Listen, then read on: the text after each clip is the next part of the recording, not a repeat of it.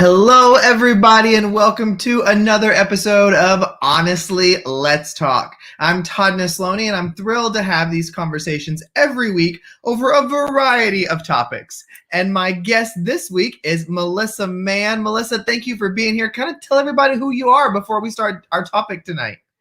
I'm a special education teacher in North Alabama, technically New Market area, but I say Huntsville because more people know where Huntsville's at, the Rocket City. This is my 15th year teaching, and so it's been an interesting 15th year, for sure. I love that you're from Alabama because I can totally hear it in your accent. So I love that so much. Well, Melissa, tonight's topic is all about teacher self-care.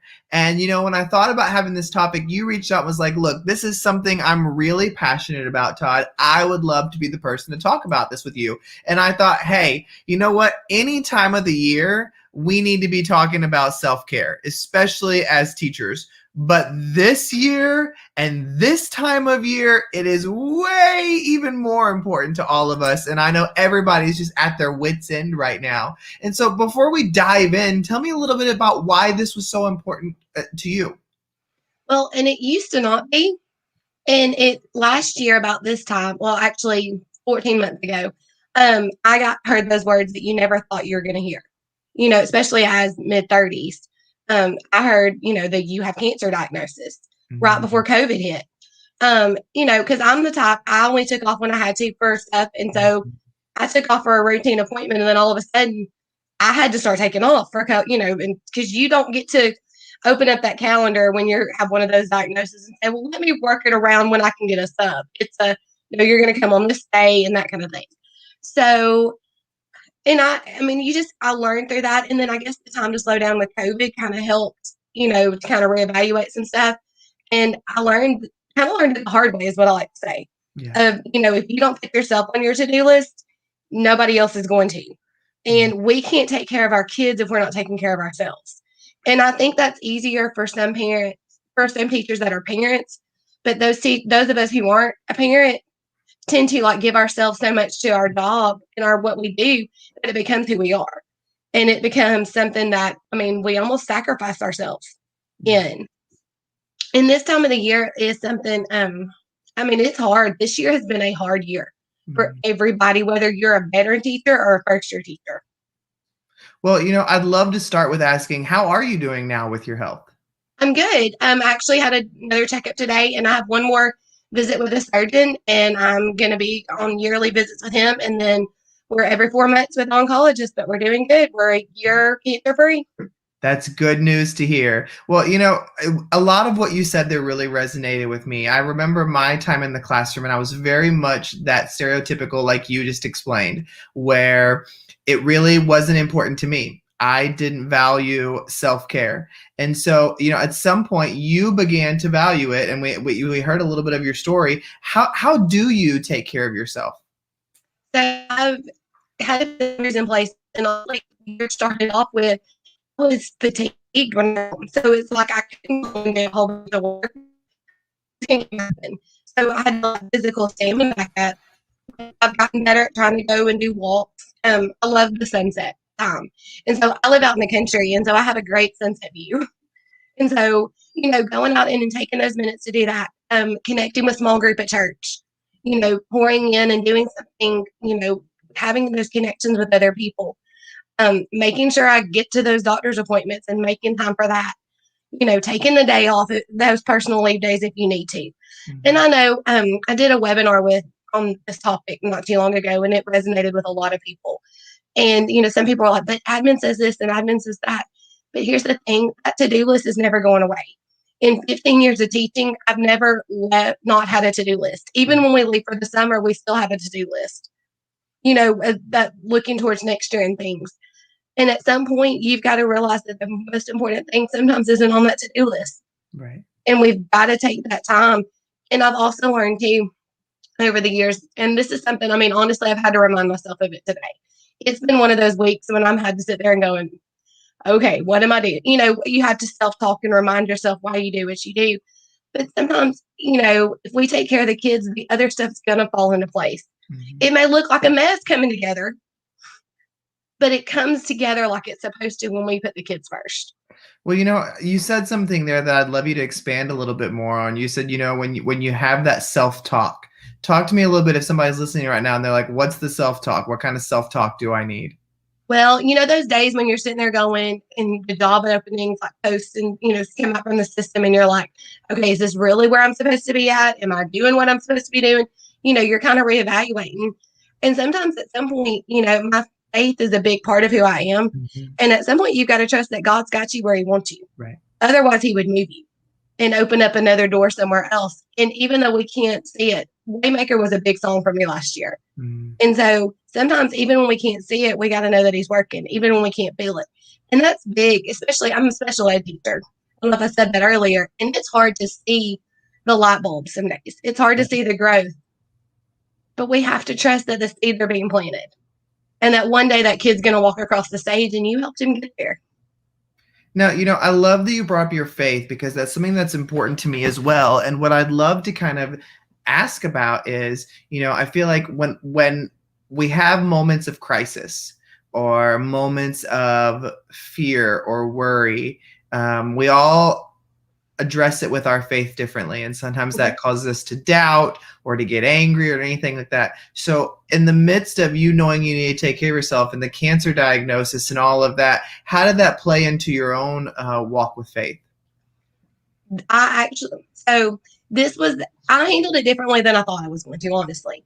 I thought I was going to go in crisis mode, but I didn't. There was a piece that I can't explain that kind of came over, and I was just like, okay, God, if you're not going to take part of this away, you can take some of it away. And I stood on that. I dug into scripture and found verses I could stand on, things that I could go, and I took Him at His word. And I stood on the whole fact of, that He said healing was ours to have after it.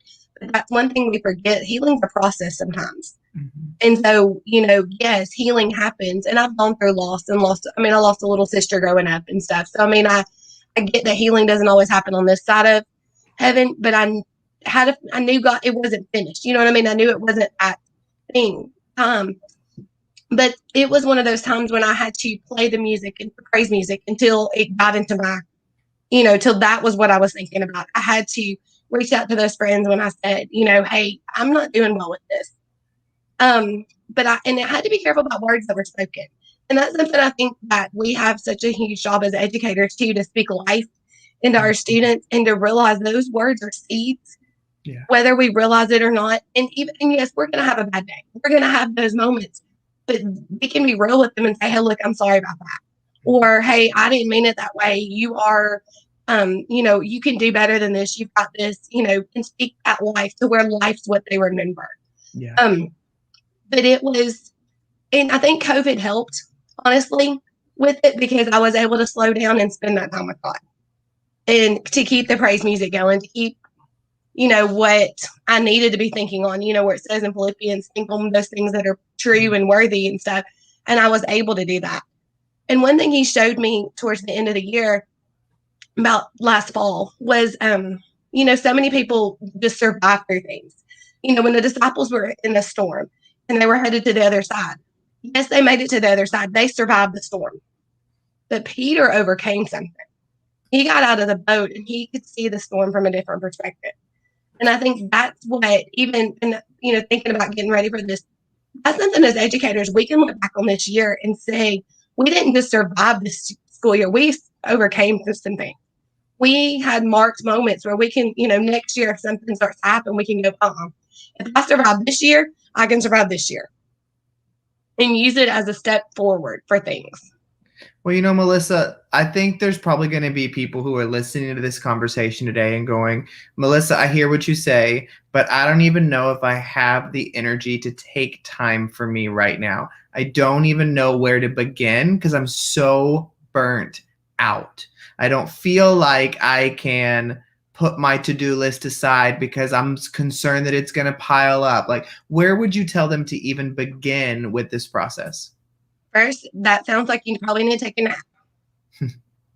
But I think one thing, when I learned about what compassion fatigue was and the difference in that plus burnout, it kind of helped me to understand how we were feeling with things and take it in little chunks. Maybe it's 5 minutes of a song. Mhm. or maybe it's putting that praise music on or something, that you want to do while you're doing the paperwork. There's just those little moments that you have to find the time. Otherwise, the summer's not going to be long enough to recuperate and recharge the Mhm. battery.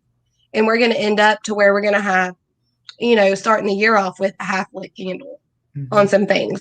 But just, I say find those 5 minutes. Maybe it's 5 minutes that drive to work.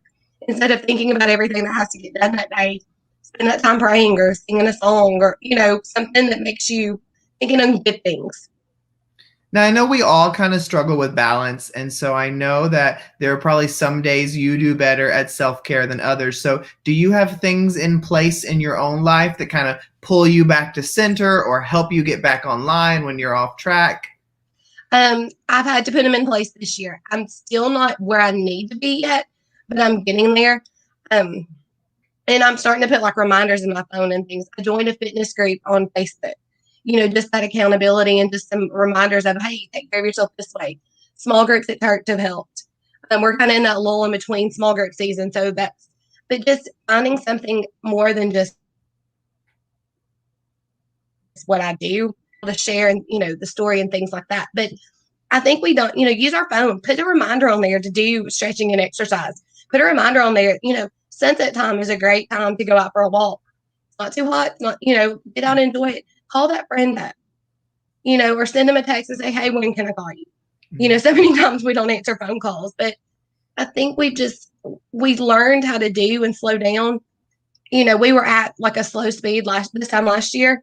And when things started getting back to normal, we hit the ground running and we forgot about what we learned in that Mhm. season of quiet. Yep.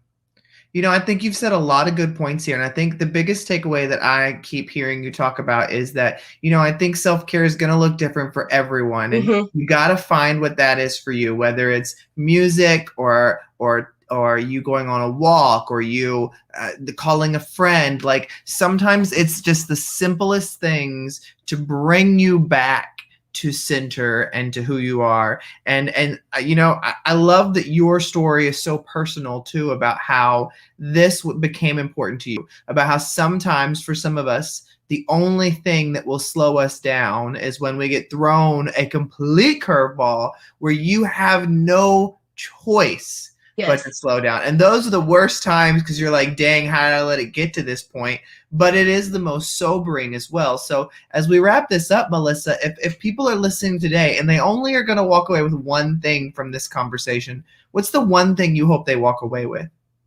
That you're an overcomer, not just a survivor. Don't look at this year as oh, I made it through it. Look at everything you overcame and you learned how to do. Look at how far your technology skills have grown this year, whether you wanted them to or not. Look at the kids that have made, maybe you can't see the growth, but the social emotional growth that may have been made, that you've been able to be that person for them and stuff.